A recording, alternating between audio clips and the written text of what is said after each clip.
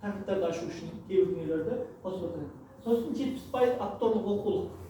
70% авторлық оқулық, мына жерде 6 сыныпқа келіп отырған ата-аналар бар ғой. Иә. 6 сыныпта біз балаларға авторлық оқулықтарымызды шығарып береміз. Әсен оқулықтар береміз. Ал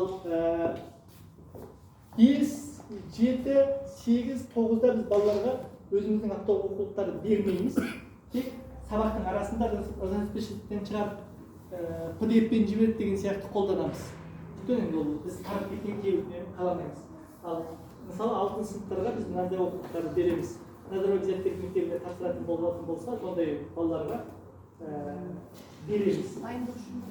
Дайындық үшін өзіміз осылармен қосымша жұмыс жасаймыз. 70% авторлық. Ал енді балаң 10-11 сыныпқа келетін болса, мемлекеттік оқулықтар мүлде қолданбайды.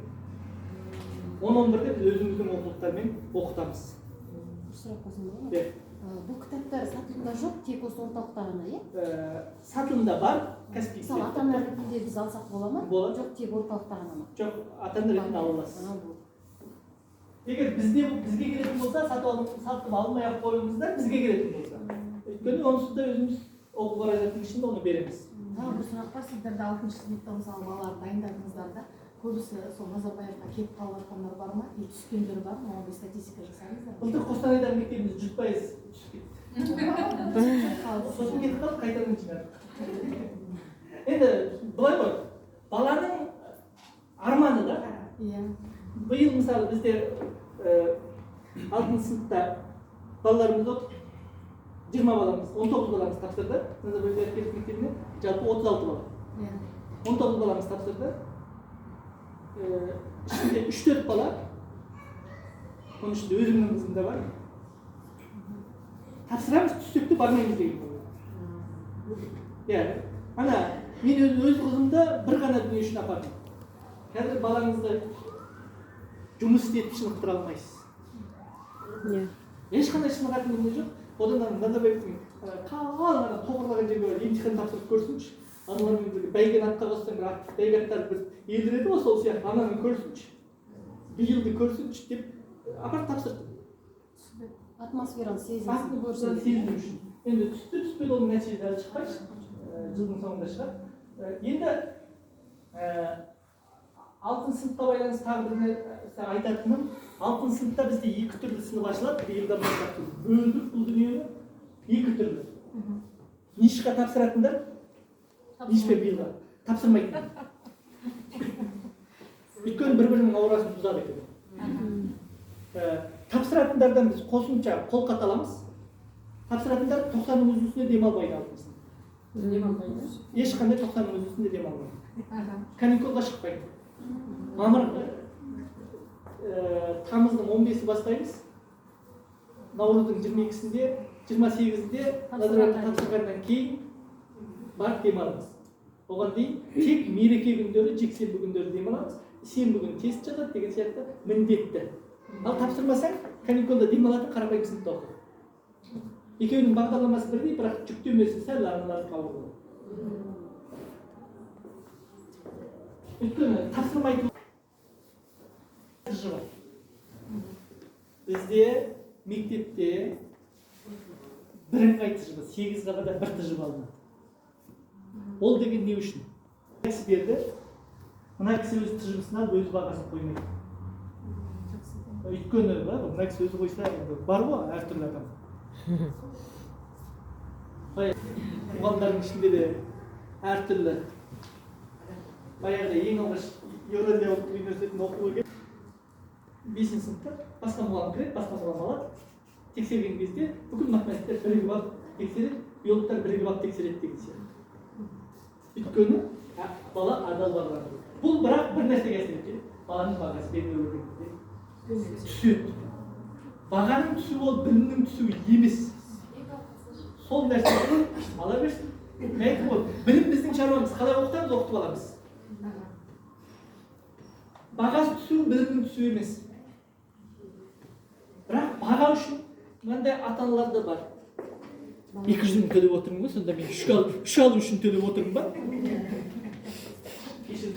Ақша төлегеніңіз маған жақсы баға аласың деген гарантия емес. Сосын айына бір мәрте сіздерге хабарлама береміз. Сынып жетекшілер жағынан ата-анамен жұмыс барымызда айына бір мәрте балаңыз туралы хабарлама сынып жетекші жібереді жазбаша. Сосын 2-ші тоқсанда және 4-ші тоқсанда ашық есік күні бар. 3 күн сіз кез келген сабаққа келіп қатыса аласыз. 2-ші тоқсанда және 4-ші тоқсанда. Андай жинап алып, сіздің балаңыз 5-ке оқиды, сіздің балаңыз 4-ке оқиды деп талқыламаймыз. Сізге сұрақ сосын, сіздерде бір арнайы платформа бар ма? Атыларға хабар беру. Бірақ күнделікпен жұмыс жасаймыз, бірақ күнде толтырмаймыз. Неге? Мысалы, мемлекеттік стандартта күнделік күзеттің базасында аптасына 5 сағат математика тұр. Бізде аптасына 10 сағат математика дейді ғой. 10 сағаттың бағасын 5 сағатқа қоя алмайсыз ба? Сондықтан мұғалімдер бізде өзінде жол бар, өзінде не бар? Қояды. Мемлекеттік стандарт оқытылар, мемлекеттік мектеп оқытатын стандарт. Плюс қосымша сабақ. Қосымша сабақтар деген дүние мынандай түсінік болмасын. Былтыр бір ата-ана комментариймен жазысатын ата-аналар көп қой. Мына нәрсені айтқым келеді. Балалар таңертең сабақ оқып, түстен кейін қосымша оқымайды. Мысалы, мынандай негізгі сабақ, қосымша сабақ деген дүниені біз білеміз. Мынау негізгі сабақ, мынау қосымша сабақ. Айтып отырмын ба? 5 сағат математика болса, бізде 10 сағат математика бар. Оның 5-еуі қосымша деген сөз. Мысалы, мемлекеттік мектеп 3 сағатта ағылшын оқиды, біз 5 сағат ағылшын оқимыз. Яғни екеуі қосымша ғой. Бірақ ол екі қосымша сабақ қай жерде екенін бала таппай іздесе де. Сіздер мұғалім болсаңыз табуыңыз мүмкін. Мына сабақтың аты біртүрлі екен деген. Бірақ бала таппайды. Неге? Таңертең негізгі сабақ, түстен кейін қосымша сабақ қойсаңыз, бала түстен кейін бала емес, ата-анасының өзі кетіп тұрады. Қосымша ғой, кете берейікші. Қосымша ой деген сөздің өзі мектептерде бар ғой, ол тағы қорытылмайды. Баға қойылмайды ғой дейді. Қосымша ой дегеннің өзі біраз еруді өшіреді. Сондықтан негізгі сабағыңыз бен қосымша сабағыңыз араласып кеткен. 1-ші сағат негізгі сабақта отыруыңыз мүмкін, 2-ші сағат қосымшада отыруыңыз мүмкін, 3-ші сағат қайта негізгі кіріп кетуіңіз мүмкін. Оны біз білеміз, болды. Сондықтан жыл соңында қосымша сабақ отырген жоқ қой демеңіз ішінде. Сосын не біліңіздер? Негізгі сабақ пен қосымша сабақтың уақыты 8:30-дан 16:30-ға дейін. 16:30-дан кейін, мынадан кейін үйірме бар. 17:30-ға дейін бір үйірме, 18:30-ға дейін екінші үйірме. Бұл бірақ үйірме ерікті. Ерікті деген емес, бір күн келіп, бір күн келмейміз. Жазылсаңыз да болады, жазылсаңыз тұрақтыратсаңыз, жазылмасаңыз өзіңіз білесіз. Ол және оқу уақытысында барлығы асықпайды.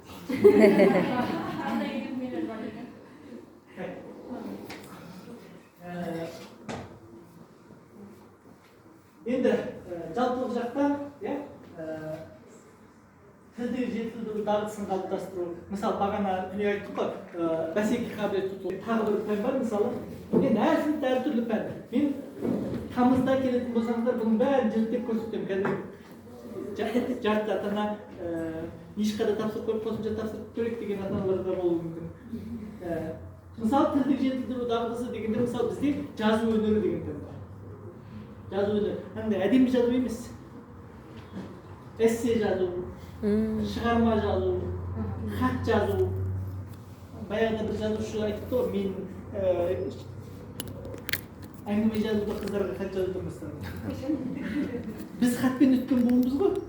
қазір балалар Тұрақты сыныпта жұртқа хат жазып беруші едім. Өлең жазып, хат жазып, махаббат хаттарын жазып беріп, қыздар оқып дегендей. Қазір хат жазатын адамдар жоқ, оқитын адамдар жоқ. Есесіне балалар ойын жеткізе алмайды. Сондықтан біз 7-8 сыныпта жазу өнері деген бар. Сенесіздер ме? Балалар түсініктемемен өтініштің өзін жаза алмайды. Сондықтан жазу өнері деген пән деген сияқты. мынандай бағыттарда құндылықтарға бағытталған дүниелер береміз, логикалық ойлау, сыни ойлау деген сияқты. 9-11 сыныпта дайындық, SAT-ге дайындық, IELTS-ға дайындық жүреді. Не қылдық? Енді мына жерде SAT деген дүниені сәл аша кетейін. Бұл халықаралық емтихан әлемдік университеттерге және Назарбаев университетіне түсу үшін. Бірақ бұл барлық сыныпта оқытылмайды. 10-шы сыныпта, 11-ші сыныпта бізде SAT сыныбы дейтін сынып бар. Қазір бізде 10-шы сыныпта бар, 11-де жоқ, кейін ашқаны жоқ. Келесі жылы 10-11-де 2 сыныпта болады. Олар математиканы ағылшынша оқиды. Ағылшын оқиды, IELTS-қа дайындық оқиды деген сияқты. Оларда математиканың немесе ағылшыншасы енді аптасына оқитын 40 сағат сабақтың 18-19-ында ағылшынша оқиды. Ол сынып енді бөлігі оқиды. Өйткенде ұбт мен SAT-ді бөліп қарастырып отырғанымыз екі кеменің құйрығын ұстап суға кетпесін деген мақсат. Екі кеменің құйрығын ұстап суға кетпесін. Мына жақта да, мына жақта да жоқ болып судар кетпесін деген мақсатпен оқытамыз.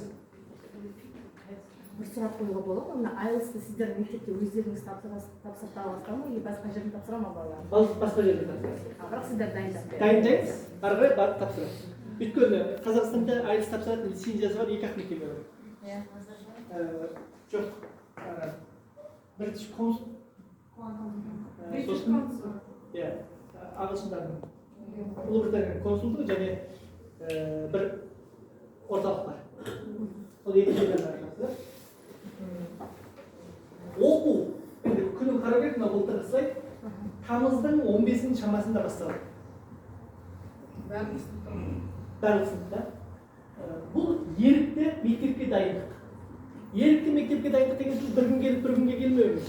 Сіз 12-сі бастасаңыз болады, сіз 15-сі бастасаңыз болады, сіз 20-сі бастасаңыз болады, сіз 1-ші қыркүйекте бірақ бастасаңыз болады. Өзіңіз. Бірақ бастағаннан кейін ары қарай келу керек. Келмей қойуға болмайды. Мектепке дайындық. Өйткені неге? Кез келген мұғалімнен сұрасаңыз, ең қиын уақыт қандай уақыт десеңіз, қыркүйек дейсіз. Отырып қалмайсыз. Ал біз тамызда үйретіп алғымыз келеді соны. Балалар жазда 3 ай үйренеді. Сосын 1 мамыр мен 25-ші қыркүйек күндерінде бұны айттым, сабақтан қалу болмайды, кеш болмайды. Ал 26 мамыр мен 22 маусым арасында жазғы мектеп бар. Бұл ерікті. Сіз 1 маусымда кетесіз ба демалысқа, сіз 10 маусымда кетесіз ба, сіз 15 маусымда кетесіз бе, өзіңіз білесіз. Сіз кеткенше біз 22 маусымға дейін оқыта береміз. Енді не? Оқу жылы неге ұзақ дейтін сұрақ қояды ата-аналар. Өткен жылы білесіздер ме, біз 2 аптаны қайтадан қысқартсақ, мектепті ұзартқанбыз. Алысып жүріп, Айманбеттің тұсында алысып жүріп, сөзімізді өткізіп жүріп, 2 апта ұзартып едік. Жұрт түсінбеді, мектепті ұзарттың деп сотқа берді да мектеп. Біреу оқытып берейін деп жатса, не үшін сотқа беріп отыр, түсінбеймін. Неге? Басқа жерде туған ата-аналар болса, білетін шығарсыздар, мүмкін зерттеу мүмкін жүрсіз. Әлемде орташа 180 күн оқиды. Bir жылда. Біз 157 күн оқимыз бір жылда. Бұл қайдан азайып кетті? Бұрын 6 күн оқыған кезде 7 күн оқыдық. Кейін сол 6 күннің 7-сін алып тастап, 34 күнді бір жылда 34 күн алып тастап, бірақ бағдарлама өткізген жоқ. Мына 34 күннің сабағы нагрузка ауырлады. Әлем 12 жыл оқиды. Біз әлемнің 12 жыл оқитын бағдарламасын 11 жыл оқимыз. Тағы ауырлады біздің бағдарлама. Күнімен тағы ауырлады. Әлем таңертеңнен кешке қанша оқиды? Бір ауысым. Біз жарты ауысым оқимыз. Бірақ әлемнің білімін алғымыз келеді. Әлем бастауыш 6 жыл оқиды. Біз 4 жылда барып тығамыз.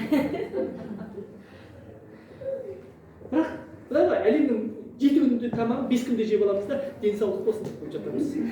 Тура сол әңгіме да. Маған қай жерде ең көп қойылатын сұрақ қой, неге бізде білім бағдарламалары ауыр дейді? Бізде білім бағдарламалары ауыр емес. Әлемдік стандарттағы дүниені оқытып отырмыз. Егер біз ол бағдарламаны жеңілдетіп тастасақ, біздің балалар ертең шетелдің университеттеріне түсе алмайды. Шетел мойындамайды біздің ассетаттар. Сол үшін амал жоқ, бағдарламаны бекітіп береміз. Бірақ біздің оқитын уақытымыз қысқа, өкінішке. Тым аз. Оның 2 апта созып мен сондай қалып көргем жоқ. Шуылдап сені қайтарып тастадық. Ең көп шуылдағандар мұғалімдер өкінішке. Сабақ уақытын айттым. Сабақ уақыты 45 минут. Әр сенбі деңгейлік тест. Мысалы 6 сыныпта әр сен сайын деңгейлік тест болады. 10 сыныпта мынадай қатар 10 сыныпта 10-11-де ұбт-ға байланысты немесе SAT-ге байланысты апта сайын тест болады. Ал енді басқа сыныптарда 5, 7, 8, 9-да айына бір рет 5 пән. Bir ayda bir 5 пән, келесі айда бір 5 пән. Өйткені тест, бала тестке машығу керек. Сабақ уақытында емес, тестке машығып отыру керек. Өйткені қазір қандай емтиханға барсаң да тест қой. Мұнда тестпен жұмыс істеу үшін. Мынау балалардың келісімшарт үзілетін жағдайда. Этика нормасы бәріге мұғалімді боқтаудан бастап. Алдында анекдот көріп қалдық. Көшеде біреуді боқтасаң 69 мың, мұғалімді боқтасаң 38 мың штраф. Сондай бізде біреулер бар. Сабақтан қалсаңыз, кешіксеңіз. Қалу нормасы 3 күн, кешігу нормасы 5 күн. 1.90. Әлімжеттік, ұрлық, ұзақлық, ақша жинау, нашақор, электрон темекімен ұсталсаңыз, ренжімеңіз. Былтырғы бағалар, сайт былтырғы. Не кіреді деген? Бөліп төлейміз ба? Айсай бөліп төлейміз ба? Не кіреді? Оқу ақысы керек. Негізгі сабағы, қосымша сабағы 3.20. Негізгі сабақ, қосымша сабақ 3.20.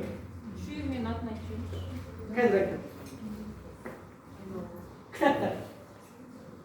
Мектеп оқулығы, мемлекеттік мектептің оқулығы. Береміз. Мемлекеттік мектептің оқулығын кері қайтып аламыз. Екіншісі қазірдің атаулы оқулықтары береміз, алмайтын балаңызда қалады. Бұл барлық сыныпта емес. Барлық сыныпта емес, 6-10-11. Басқа сыныптарға распределениеден шығарып береміз. Яғни балалар сызу үшін де, ішіне жаза беру үшін де. Электронды оқу құралдары, сосын қазір онлайн деген платформа бар, арасында тест тапсырады деген сияқты соны қолданады. Сосын мектеп формасы бомбер, жилетка және тениска. Мына тениска екеуі, ақ түсті және көк түсті. Мынау енді шалбар көзге көрінбей, жаман көрінбесін деп мына кигізіп қойдық, бірақ шалбар бермейміз. Шалбар бермейміз. Өйткені балалардың қазір стандарттары әртүрлі келмейді, сондықтан төменгі шалбарын қара көк түсті. Қара немесе көк түсті емес, қара көк түсті. Орысшасын айтасыз. Орысша түсініп тұрады да. Спорт формасы болады ма? Қазір бірінші тамақ, екінші тамақ салат, компот, нан. Бір уақыт. Бастауыш болса 3 уақыт. Таңғы ас, түскі ас, полдник. Кешкі. Бұл кіреді, сонымен бірге бағана тамызда оқу және маусымда оқу кіреді. Сонымен 5 дүние. Енді 3.20. 20-нің тізімін біз қыркүйектің басында сіздерге береміз. 3 бағытта. Спорт бағытында мыналар, өнер бағытында мыналар, пәндік бағытта мыналар. Үшеуінен үшеу таңдасаңыздар болады, біреуінен үшеу таңдасаңыздар болады. Таңдамай қойсаңыздар болады. Екеу таңдасаңыздар болады. Өзіңіз білесіз. Бала 20-ге ұнатмаса, ауысуға болады ма басқа? 1.90-да бір рет ауысу. Мысалы, бірінші 90 жазылдыңыз, 90-ның ортасында ауыса алмайсыз. Келесі 90-да басқа ердің ауысу. Жүйелерден отчет береді бала. Үй жұмысын туралы. жұмысты мектепте істемейді. Үй жұмысын мектепте үйге береміз. Бастауыш болсаңыз үй жұмысын істетеміз. 1-4 сыныпта балаларыңыз болса, үй жұмысын істетеміз. 5 сыныптан бастап үй жұмысын үйге береміз. Құрметті ата-аналар, қайдан қашу керек десе мен айтамын, үй жұмысын істеп беремін деген жерден қашу керек. Мына ғой, үй жұмысын істеп беру деген сөз, мына жерге сіз күнде Яндекс таксимен келсеңіз, ешқашан мына жердің адресін жаттамайсыз. Сіз үшін Яндекс такси әкеліп тастайды. Үй жұмысын балаға істеп беру деген сөз тура сол ғой. Қиналып барасыз. Апай қайтып, сыныптасынан мынаны қайтып сұрай салады. Тіпті қазір ChatGPT-ден сұрай салады ғой. Biz қазір мұғалімдерге шетішпейді үйретіп жатырмыз. Қандай жауаптар шығатынын үй тапсырмасын берген кезде біліп алыңыздар. Егер көшіріп келсе міне, сенен бұрын чатишпиден мен де тауып алғам деген сұрақты білу үшін. Мұғалімдерімізді біз ақпараттық сауаттылыққа үйретіп жатырмыз енді. Өйткені білу керек. Бала үй тапсырмасын қате шығарса да, екі есеп шығарса да өзімен өзі отырып шығару керек. Ертең назарбаевқа тапсыратын болса, оның қасында мұғалім отырмайды ол. Көмектесіп. Сондықтан үй жұмысын береміз.